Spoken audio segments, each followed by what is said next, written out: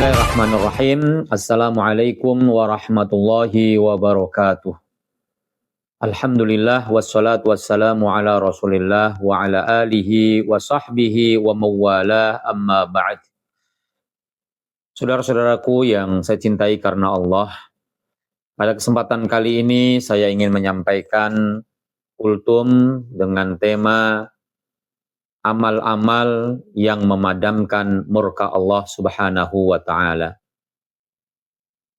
Kebalikan daripada murka Allah adalah ridho.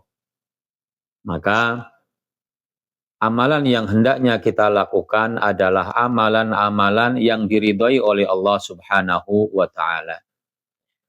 Kita harus berusaha dengan semaksimal mungkin agar kita tidak membuat murka Allah Subhanahu wa ta'ala.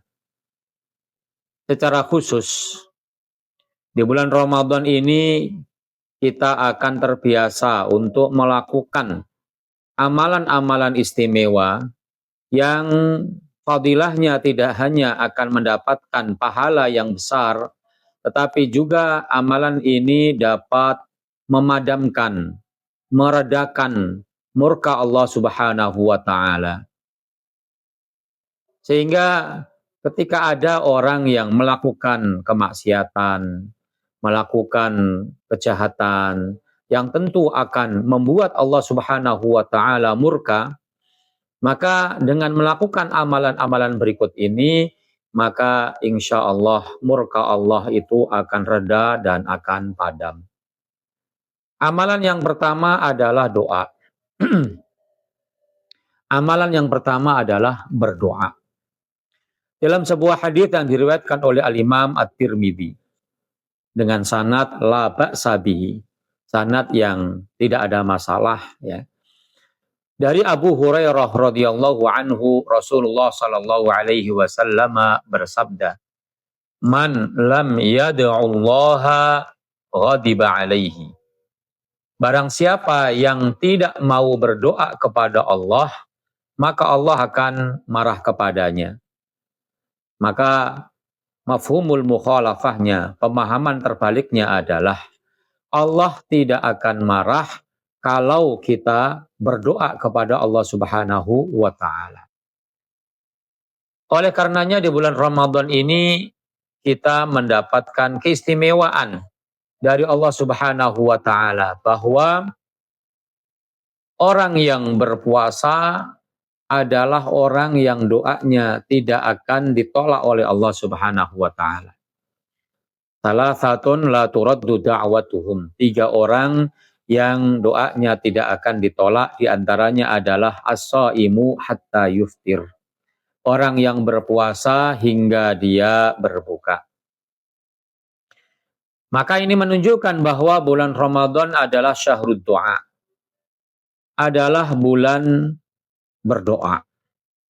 Salah satu amalan yang harus kita perbanyak adalah ketika kita sedang berpuasa, maka perbanyaklah berdoa. Karena doa kita tidak akan ditolak oleh Allah Subhanahu wa ta'ala, akan dikabulkan oleh Allah Subhanahu wa ta'ala. Dan selain itu juga doa akan memadamkan murka dan marah dari Allah Subhanahu wa ta'ala. Kaitannya antara doa dengan Ramadan adalah kita bisa lihat dalam ayat-ayat puasa. Di dalam surah Al-Baqarah ayat 186, di antara ayat-ayat puasa dari 183 sampai 187, maka di 186-nya Allah Subhanahu wa ta'ala menyelipkan satu ayat full, satu ayat penuh yang berbicara tentang doa. Allah Subhanahu wa ta'ala berfirman, "Wa idza sa'alaka 'ibadi 'anni fa inni qarib. Ujibu da'watad da'i idza da'an." Ujibu da'watad da'i idza da'an. Allah mengatakan, aku akan mengabulkan doanya orang yang berdoa kalau dia mau berdoa kepadaku. Maka diselipkannya permasalahan doa ini di antara ayat-ayat puasa menunjukkan bahwa di sela-sela ibadah puasa kita, maka hendaknya kita tidak meninggalkan doa. Apalagi waktu setiap hari di mana Allah Subhanahu wa taala akan mengabulkan doa adalah waktu di mana kita yang biasanya tidak dalam keadaan terbangun ternyata kita terbangun. Apa itu? Yaitu ketika kita sahur. Kita sahur tentu utamanya adalah menjelang terbitnya fajar. Ya. Atau boleh kita katakan bahwa sahur yang paling utama adalah di sepertiga malam yang terakhir ya di bulan Ramadan. Dan ternyata sepertiga malam yang terakhir adalah malam di mana Allah Subhanahu wa taala akan memberikan apapun yang kita minta. Allah akan memberikan apapun yang kita minta kalau kita meminta kepada Allah di sepertiga malam yang terakhir. Dalam sebuah hadis disebutkan bahwa Allah Subhanahu wa taala turun ke langit dunia untuk mencari siapa saja hamba-hambanya yang beribadah. Lalu Allah katakan, ya kan, siapa yang meminta kepadaku, aku akan kasih. Ya. Man sa'alani a'taituhu.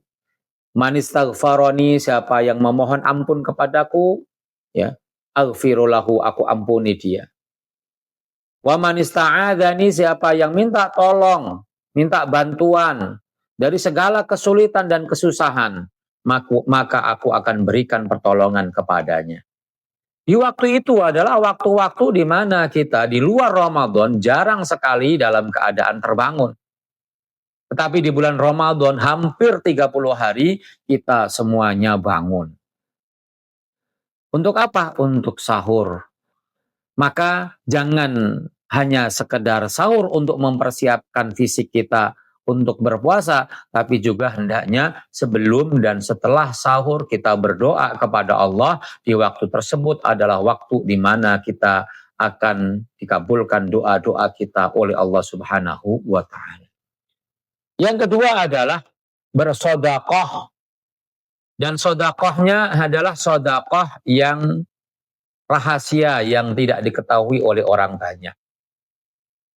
Di antara yang memadamkan murka Allah Subhanahu wa taala adalah ketika kita bersedekah, ketika kita memberikan sebagian rezeki kita kepada orang lain. Ya. Dalam sebuah hadis Rasulullah Shallallahu alaihi wasallam bersabda, diriwayatkan dari Ibnu Mas'ud, Nabi mengatakan, silaturrahimi tazidu fil umri wa sadaqatus sirri tudfi'u ghadabar rabbi. Silaturrahim itu akan menambah umur, dan sedekah yang rahasia yang tidak diketahui oleh orang itu akan memadamkan murka Allah Subhanahu wa taala. Kaitannya dengan sedekah, maka Ramadan adalah bulan yang mendorong kita, memberikan semangat kita untuk banyak-banyak bersedekah. Karena saat kita berpuasa sedang merasakan rasa lapar dan dahaga, maka keadaan seperti itu membuat kita merasakan betul betapa orang yang kelaparan itu butuh pertolongan. Dan di saat itulah kemudian kita terpancing emosi kita untuk memberikan sedekah, tergugah emosi kita untuk membantu saudara-saudara kita yang kekurangan.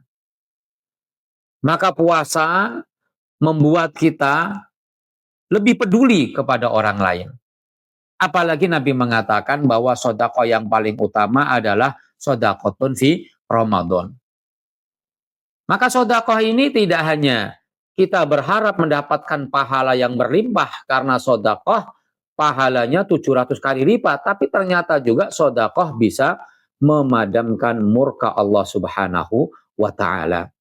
Karena itu orang yang bertakwa, di mana takwa ini adalah lahir karena puasa yang kita lakukan, ternyata orang yang bertakwa itu sifatnya adalah orang yang berinfak.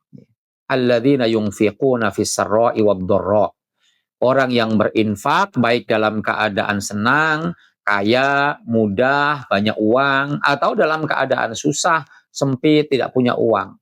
Itu adalah sifat orang yang bertakwa.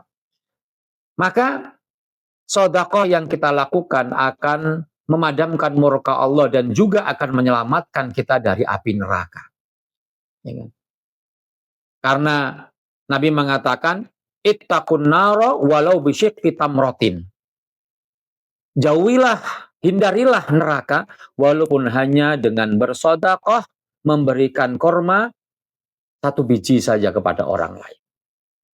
Maka sedekah ini insya Allah akan membuat kita mendapatkan ridho dari Allah dan tidak dimurkai oleh Allah. Maka banyak-banyaklah bersedekah. Dan saya mengajak kepada pemirsa sekalian, mari kita luangkan waktu kita untuk bersedekah. Maka kita sisihkan uang kita untuk bersedekah. Dan Yapit tahun ini akan membangun masjid. Maka kita mengajak agar para pemirsa sekalian untuk menyisihkan hartanya untuk wakaf. Ya, bersedekah membangun masjid yang janji Nabi bukan hanya akan dibangunkan rumah di surga, tapi juga amalan wakaf ini akan terus mengalirkan pahala kepada kita walaupun kita sudah meninggal dunia. Selama wakaf kita dipakai oleh orang untuk ibadah, maka selama itu pula kita akan mendapatkan pahala dari Allah Subhanahu wa taala. Ya, sebagaimana yang disabdakan oleh Nabi, idza mata ibnu adama inqata'a amaluhu illa min salatin.